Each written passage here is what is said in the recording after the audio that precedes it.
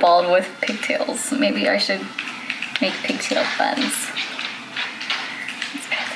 Hi everyone, I'm Celeste and welcome to my YouTube channel. My channel is all about cosplay. Actually right now we're in the 31 days of Halloween, but today's video is a cosplay.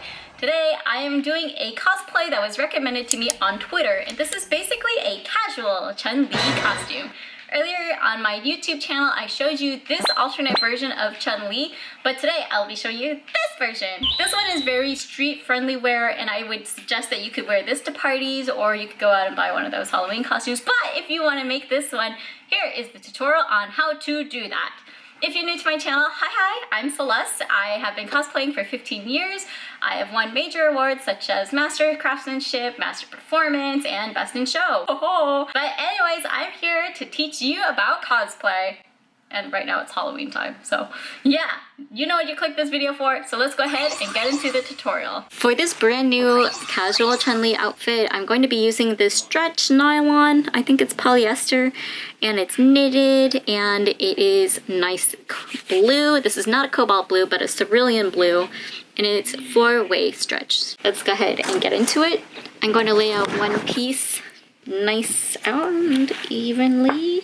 Okay, make sure I have my stretch going the right way first. I'm going to be using this crop top as my base, and I'm going to trace around it on top of it. I'm going to go ahead and copy one side with a pencil.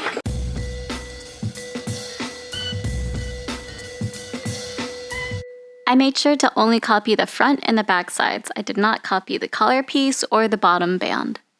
And then, of course, I'm sewing it together. Sew together the sides and the shoulder seams. So I just want to show you the difference in using a regular needle. I was just using this universal needle for sewing this material, and obviously it wasn't going so well. So you can actually see the difficulty here with all the loose strings. These strings definitely aren't even and coming undone. Now I've gone ahead and added a jersey needle, and that is what is inside my sewing machine right now, and I'll show you the difference. You can see here with the actual universal needle, it skipped stitches and just went entire lengths without going, and then having the right needle, it actually sewn through and will definitely work so much better. Having the right needle goes a long way, people. Just have the right needle. Sorry for the potato quality. I don't know why it's not like actually focusing. Now take a measuring tape and measure around your bust line and your neckline. I will be using a bright sunshine yellow color in the same material to add the bands at the top and the bottom and the design on the shirt. My edge was uneven, so I'm going to cut a straight line off. This way the edges are all straight and even. Once I did that, I measured 2 inches from the edge and then cut them out. With this strip, fold it over and sew it down to create your bands. I made sure to try my crop top on first and then mark how high I wanted my crop top to sit. This reference shows that it goes underneath the boob. I'm not going to do that. So yeah, I'm just going to make it a little bit more safe for me to wear. And then I'm going to mark a nice straight line and cut off the excess. With your piping, pin it to the wrong side like a bias tape. And you might want to take off a few inches because sewing this on the shirt will stretch it out. And when you're done pinning it around, go ahead and sew your piping to the bottom. Flip the yellow piece over and top stitch it down near the top edge. This is going to create a nice clean finish. And when I mean top edge, I meant the top of the yellow piece, not the bottom hem. And when you're done with that, go ahead and repeat the same steps with the neckline. Instead of it being just wrapped around all the way, I left an opening in the middle of the shirt. Next, I drew out this design for the shirt. You know, the little curlies, and then I cut it out. I made sure to test the paper cutout first before cutting it out on the final fabric. This is where you can make any adjustments ahead of time and saving your hard labor of attempting to do so on your fabric. So when you're ready, go ahead and cut your template out on your yellow fabric. I folded over my fabric and pinned it so I can cut out 2 at the same time. Because this fabric is very slippery, make sure to pin adequately. In the mirror, I slowly positioned my design on the shirt while wearing it. I'm wearing a sports bra so that I won't really stab myself while attempting to adjust the fabric cutouts with pins. So yes, I am pinning this on my body. Be safe. If you're not used to this, maybe lay it down first and then try it, or get a mannequin or a really giant size Barbie. I didn't think sewing down the curl design was the right choice, thinking it would stretch the fabric in ways I didn't like. So I opted to use fabric glue. I kept my shirt on with the pins in and slowly placed the glue around the insides. I kept the needles in certain areas but did not glue directly next to it. When that first area of glue was dry, I then went back to the pinned area and took out the pins and glued it down.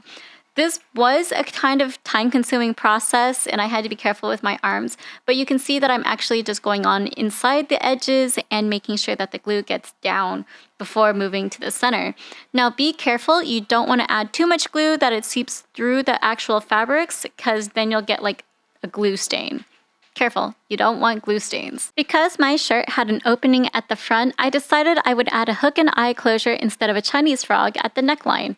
I honestly don't know where I would get a yellow Chinese frog that bright without having to make it, and I don't have that kind of effort. But maybe in the future, if you leave me a comment telling me that you would love that kind of tutorial, leave it down below. Make sure to have the hook facing outwards so it doesn't poke you if you do decide to do this. I know my reference doesn't actually show you what it looks like, so I'm just having a little bit of lazy creative freedom right here. So the last part of this shirt is that my reference does have a white bandage around one arm, so I'm just going to, when I wear this, put on one ribbon around an arm and pin it down with a safety pin and call it done. Up next, I'm crafting the hair button covers. Grab a medium to big circle, like a pot lid, and trace this around white fabric.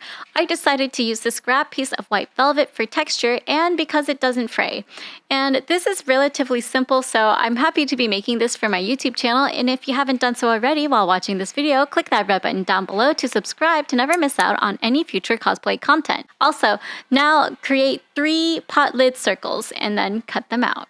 The reason why we want to have 3 is because we're going to cut up one of them to create the casing for the ribbon. Fold one of the circles in fourths, meaning fold it once in half and then again in half. Pin it down so it doesn't slip around.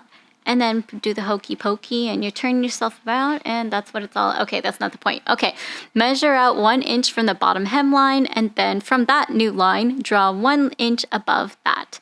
Then cut it out. You should have 2 circles cut out. Using the smaller circle first, lay this on top of your hair covering piece to create the casing and pin it down, making sure that it's 1 inch away from the hemline. After it's secured down, make a cut in the casing so you can later thread the ribbon through, securing it. With the second casing, repeat the same process at the first one, but with this one, make sure to cut off the excess when it starts popping off. That way, it's an even circle and fits 1 inch inside the covering. Bring these to the sewing machine and sew around the casings, but leave the vertical slits open so you can get the ribbon in. My reference doesn't show how wide my ribbon should be, so I went with what I had on hand, and that is 1/4 of an inch wide. I cut my ribbons long, this way I could wrap it around my hair and play with it. It's better for it to be too long than too short. I used a safety pin, hooked it into my ribbon, and threaded it through my hair covering casings, and voila! Your hair button covers are now done. For the pants, I'm just going to be using some jeans that I own, but the absolute final part of this outfit are all these weird white straps on her pants.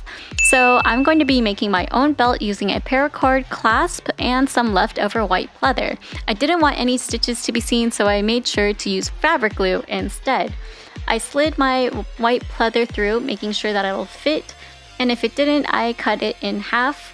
This way it will go through and I didn't waste any of my materials. Now all you have to do is repeat this process several times or just make one big circle and then you're ready to dress up as Chun Li. Just remember your accessories like pearl earrings and some gloves and giant bracelets.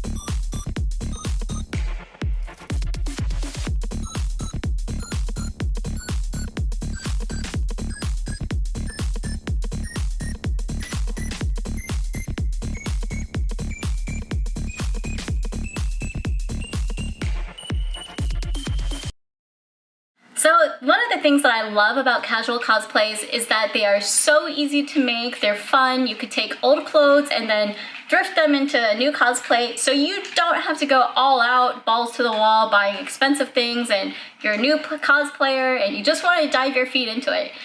Absolutely Oprah okay. It's totally fine to do something like this. You don't have to go the full 9 yards of making your shirt from scratch with the fabric that you like. This is just what I had on hand. So if you have like a long sleeve blue shirt, by all means you can cut that up and add some gold details and ta-da! You have a brand new Chun Li cosplay. If you have any other suggestions for Street Fighter costumes, maybe in the future, I can do that for you if you leave them in a comment down below. If you like this video, make sure to give it a thumbs up. Check out some of the other 31 Days of Halloween videos of 2020 floating around my head, and I will see you guys later. So stay